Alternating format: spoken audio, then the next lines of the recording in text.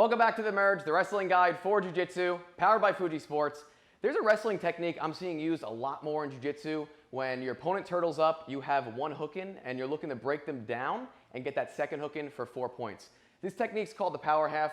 I'm gonna run through the power half really quick, and then I'm gonna go through one way I like to defend the power half and actually reverse the situation where I'm on top.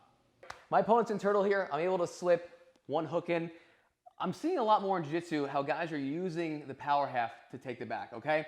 And running through that really quick, the way we would execute or apply a power half is this arm, right, is gonna slide in underneath their armpit. My left arm right here is gonna go behind my opponent's neck.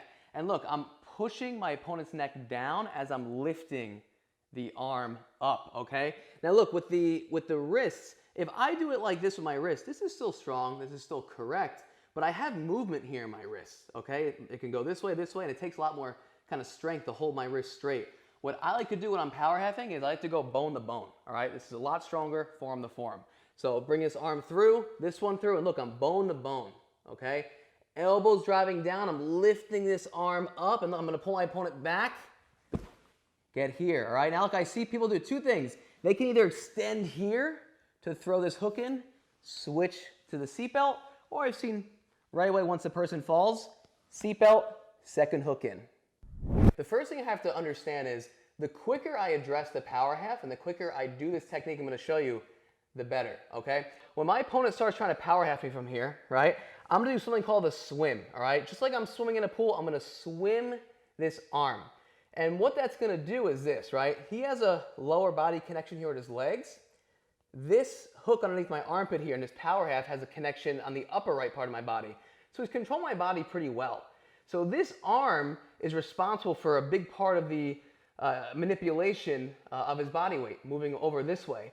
When I swim this arm over, right, I'm straightening it out, it helps kind of shuck him and slip him over my armpit towards my elbow. As I swim this arm over, I'm dipping my left shoulder down to the mat, okay?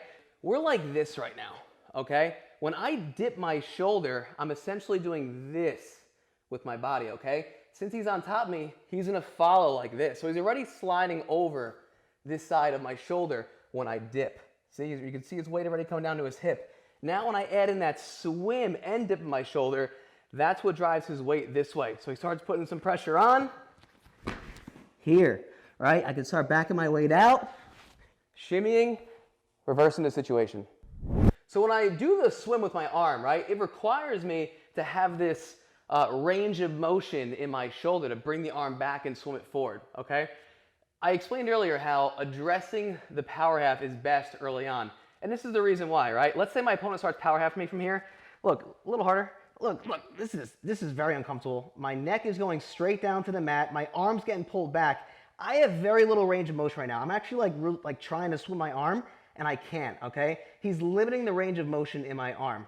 You can release? Yep.